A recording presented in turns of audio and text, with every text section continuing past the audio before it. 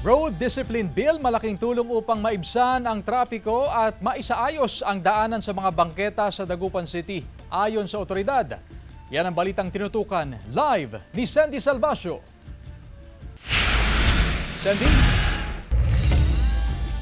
Chris, matagal na ang hinihiling ng mga residente sa Dagupan City ang mahigpit na pagpapatupad ng mga ordinansa sa mga nakaharang dito sa sidewalk at kalsada na kung saan makikita natin na sa mga oras nito ay medyo nabawasan na rin ang mga ambulant vendor na nakapwesto sa lugar na ito. Minsan na raw maranasan ni Ann ang muntik masagasaan ng sasakyan dahil sa paglalakad nito sa gilid ng kalsada sa halip na sa sidewalk. May sidewalk naman daw sa kanyang dinadaanan pero parang hindi raw ito ginawa para sa mga tao. May mga kotse po kasi na parang wala po silang pakialam if meron po silang mabangga doon. Kasi po, nasa may gilid po sila. Ang mga insidenteng tulad nito maaaring matuldukan sa proposed House Bill 933 o ang Road Discipline Bill na layong ayusin at gawing ligtas ang mga lansangan at bangketa sa mga lungsod. Sa Dagupan City, problema raw ang mga ambulant vendor na araw-araw nasisita at mga motorista na kung saan-saan pumaparada. Sabi ng Public Order and Safety Office o POSO, halos 40 motorista ang kanilang tinetiketan sa kada araw dahil sa illegal parking.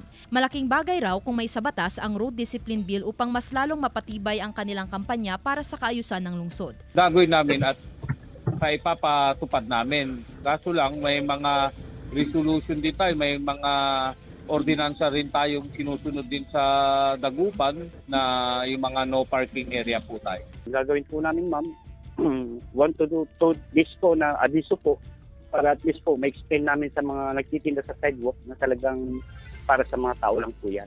Nakasaad sa panukalang batas, mahigpit nang ipagbabawal ang pagtatalaga ng parking spaces ng mga LGU, may bayad man o wala.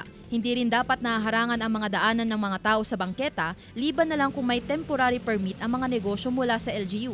Ang sinumang lalabag sa batas ay pagmumultahin ng mula 1,000 pesos hanggang 10,000 pesos depende sa bigat ng opensa. Kung may isa sa batas, higit umanong bibilis ang daloy ng trapiko maging ang kalakalan sa mga urban city tulad ng Dagupan. Chris, nagtalaga ng 3 teams ng Anti-Littering Task Force na kung saan magsasalitan ang mga ito sa pagmumonitor sa mga kalsada at sidewalks dito sa Dagupan City. At ayon sa kanila, halos 30 beses na nagsasagawa ng patrolling ang mga teams na ito sa iba't ibang lugar at barangay. Bahagi raw kasi ito ng kanilang mandato na panatilihing maayos ang lungsod. Chris?